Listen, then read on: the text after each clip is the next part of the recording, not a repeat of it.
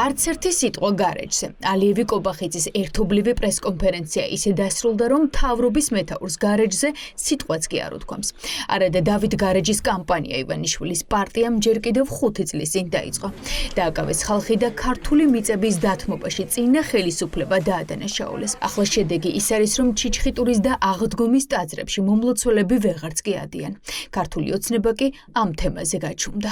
ჩვენ საქართველომ და აზერბაიჯანმა არაერთხელ დავამტკიცეთ, რომ ვართ სანდო და პასუხისმგებლიანი პარტნიორები, მათ შორის საერთაშორისო ენერგეტიკულ და სატრანსპორტო პროექტებში. რატომ არ არის დავით გარეჯის საკითხი ქართული ოცნების პრიორიტეტი? ეს კითხვა ვერ დავსვით, რადგან კობახიძე ალიევის პრესკონფერენციას მხოლოდ აზერბაიჯანელი ჟურნალისტები დაასწრეს. უპასუხოდ დარჩა კითხვა საქართველოს როლზე შუა დერეფანში. საქართველოში ოფიციალური ვიზიტით ჩამოსულმა ალიევმა იმედი გამოთქვა, რომ საქართველოზე გამავალი შუა დერეფანი გაძლიერდება. ბევრი წლის განმავლობაში აზერბაიჯანი იყო სანდო მხარდამჭერი ენერგოუსაფრთხოების. დღეს ჩვენი ბუნებრივი აირი გადის 16 ქვეყანაში, მაგრამ ექსპორტი იწყება საქართველოდან. საუბარი გვქონდა არსებულ ინფრასტრუქტურაზე.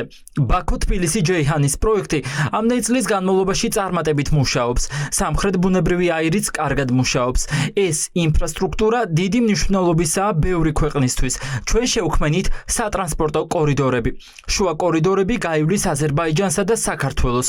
ჩვენთვის ეს ერთ-ერთი ყველაზე მნიშვნელოვანი არტერია, რომელზეც ჩვენ დიდ იმედებს ვამყარებთ, რომ გაძლიერდება და განვითარდება. არადა რამდენიმე თვის წინ დავოსის ეკონომიკურ ფორუმზე ალიევი ამბობდა, რომ ზანგეზურის დერეფნის სრულად ამოქმედების შემდეგ საქართველოზე ტვირთების გადატანის აუცილებლობა აღარ იქნებოდა. ეს იყო პოლიტიკური სიგნალი ოფიციალური თბილისისთვის, რომ საქართველოზე გამავალი დერეფანი უალტერნატივო აღარ არის. ჩვენ ვაგვირდებით გლობალურ პოლიტიკურ ცვლილებებს და ეს ცვლილებები კიდევ უფრო მეტად ზრდის შუა დერეფნის მნიშვნელობას, მათ შორის შავი ზღვისა და სამხრეთ კავკასიის როგორც სტრატეგიული სივრცის მნიშვნელობას. ჩვენი ქვეყნები, როგორც აზიის და ევროპის დამაკავშირებელი ხიდები, საკვანძო როლს ასრულებენ დაკავშირებადობის თვალსაზრისით და ამ კონტექსტში ჩვენ განსაკუთრებულ მნიშვნელობას ვანიჭებთ სატრანსპორტო და ლოგისტიკური ინფრასტრუქტურის განვითარებას და მოდერნიზაციას. მოხარული ვართ, რომ აზერბაიჯანი საქართველოს ერთ-ერთ უმსხვილეს სავაჭრო პარტნიორად რჩება და გვაქვს რა თქმა უნდა მოლოდინი, რომ ეს ურთიერთობები, ჩვენი სავაჭრო ეკონომიკური ურთიერთობები კიდევ უფრო მეტად გაღრმავდება, მათ შორის გაღრმავდება თანამშრომლობა ინვესტიციების ზრდის მიმართულებით. თბილისში ოფიციალური ვიზიტით ჩამოსული ალიევი ჯერ ყავალაშვილს, შემდეგ კობახიძეს და ბოლოს ბიძინა ივანიშვილს შეხვდა. არადა ივანიშვილი წესით არც ოფიციალური პერია და არც პოლიტიკური თანამდებობა უჭირავს. რა საქმე აქვს ქართულ ოლიგარქს ალიევთან? ჩნდება ეჭვი, რომ ივანიშვილს ტრამპის ადმინისტრაციასთან დალაგება ალიევის შუამავლობით სურს. ალიევის პოზიციები სომხეთთან მშვიდობის დამყარებით ამერიკისთვის გაძლიერდა. ამიტომ ოპოზიცია დარწმუნებულია, რომ ბიძინა ივანიშვილის სანქციებისგან თავის დაღწევას შუამავლების საშუალებით ცდილობს. მათ ადარდებს ასევე მისი ფული, რომელიც არის ამერიკის მხრიდან სანქცირებული და რომელიც ბოლო 2 კვირის წინ განახლდა და ბაიდენის დადებული სანქცია გააგრძელა ტრამპის ადმინისტრაციამ, რომელიც იმედი ჰქონდა, რომ ასე არ მოხდებოდა, თუმცა ეს ასე მოხდა.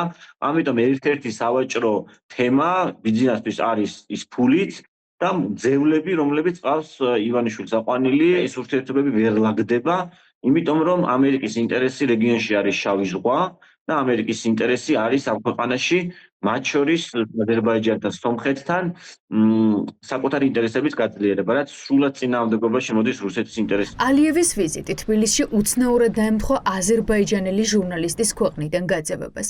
ჯერ აზერბაიჯანულმა სასამართლომ დევნილი ჟურნალისტის წინააღმდეგ სისხლის სამართლებრივი დევნა შეწყვიტა, რასაც ქართული სასამართლოს გადაწყვეტილების ცვლილება და ჟურნალისტის ქვეყნიდან გაძევება მოჰყვა.